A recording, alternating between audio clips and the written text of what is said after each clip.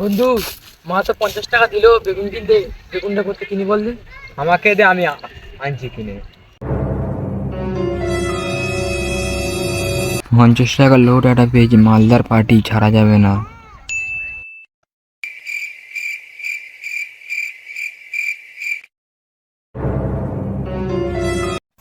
এ ভাই, বেগুন কিনবো, চ। ওর মা টাকা দিয়েছে, চ।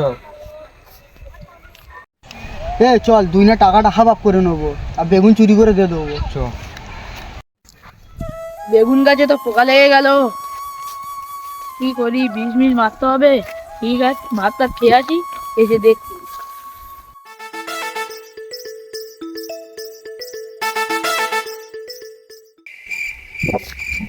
ভাই ওই তো বেগুন। আস্তে আস্তে চ।